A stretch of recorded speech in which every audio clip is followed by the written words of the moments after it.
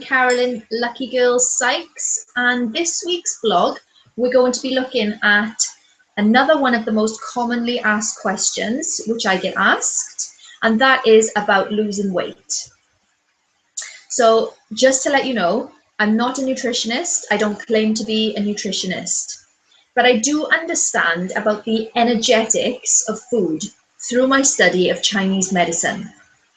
Okay, like I said in the last vlog, A Course in Miracles says you think you have so many problems when you really only have one.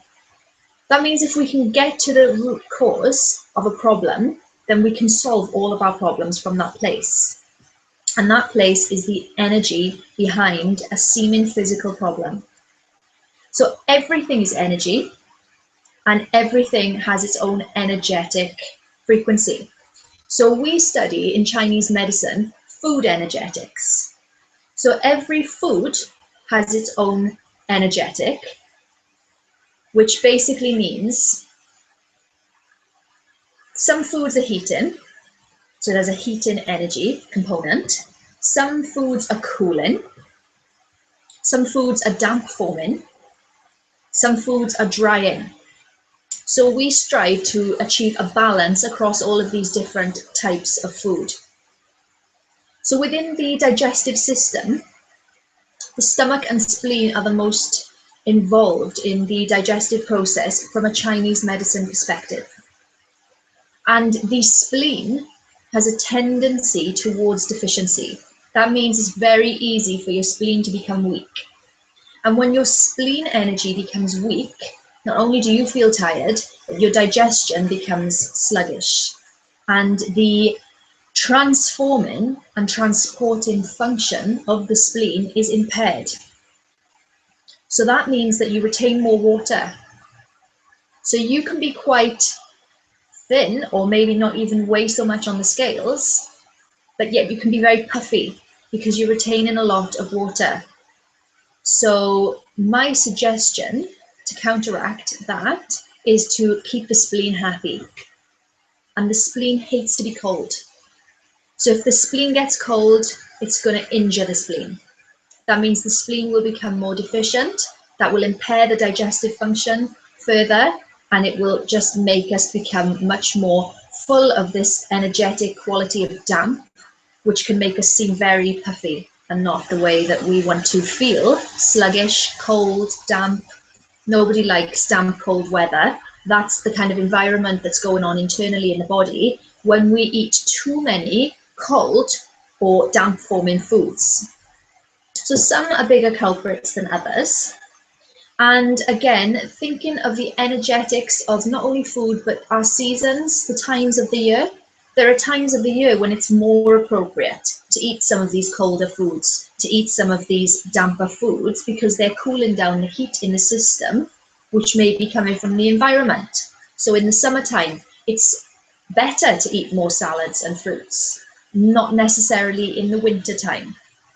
So raw foods, cold foods, salads, bananas in particular, very damp forming and very hard for the body to, basically the body has to warm the digestive system up before it can even start the process of digesting the food. So a lot of energy gets expended unnecessarily warming up these cold foods when we're eating them at cold times of the year. So it's just being mindful of what's actually happening in our systems energetically and the food choices that we make. So my top tip for you is to eat seasonally. Eat the food that your body naturally craves in different seasons. If you are eating cold food, it's very difficult when we're in this Western busy society. We are on the go all day. We sometimes don't have time to stop for lunch. Sometimes we just have to grab something, eat it on the go. Oftentimes that's going to be a sandwich or a salad from a chiller, a cold fridge in a supermarket or a garage maybe, depending on how busy we are. So that's unavoidable. And when those situations occur, my top tip to you would be to have something warm with it. So if you're going to eat a cold cheese sandwich, then drinking some hot water and lemon, with that a herbal tea or something warm like a bowl of soup. If you're going to have salad in the winter, I would really advise that you have a bowl of soup with it, so that there's some really warm, nourishing food going into the system with the cold. So that's my top tip for your weight loss. I'm going to advise you on 2 nutritional products which have absolutely changed my life over the last 3 months. It seems a little bit counterintuitive because they are going to be slightly cold, but I would advise you to have something warm with these as well.